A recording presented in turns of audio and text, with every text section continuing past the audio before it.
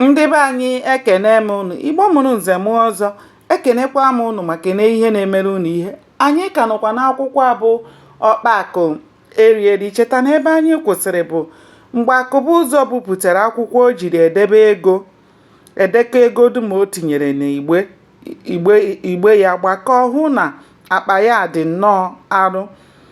Ebe ọ dịkwaghị ihe ji nkịta ọnwụ, o degara ndị isi ụlọ akwụkwọ leta gwa ha na ya ga-akwụsị nkụzi na ụbọchị ikpeazụ n'afọ ahụ.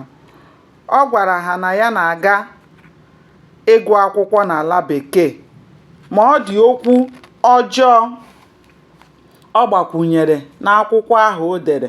Ọ sịrị ha, achọrọ m iji oge a kwupụta na ọ dịghị m mma otu unu siri tinye m n'okpuru hedmasta ọzọ, ebe unu maara onye mbụ n'akwụkwọ na ọrụ. Ọ na-abụ emegbucha nwa nkwụ ụbọchị igu echeta ya. Naanị ebe ọrụ siri ike ka unu na-echeta m.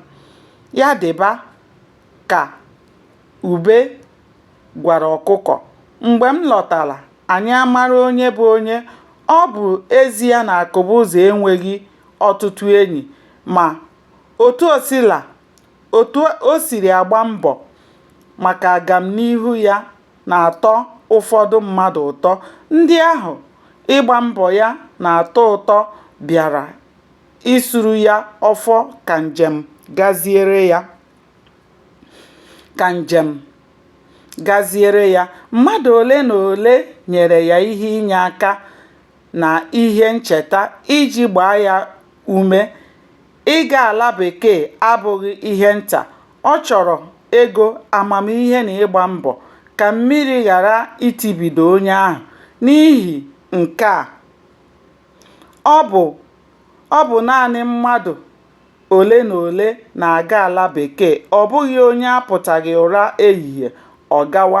Ọ bụ onye lee akpa ya anya, ọ bụrụ na ọ gwara ya eziokwu, ọ gawa.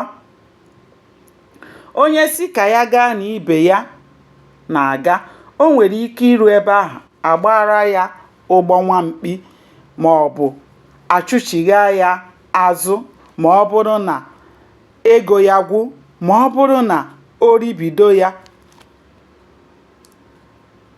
N'oge ahụ, mahadum adịghị n'ala anyị, ya mere ndị ụfọdụ ji aga ala bekee ịga gụ akwụkwọ, mana ọ bụghị onye erujighị afọ na-aga ya.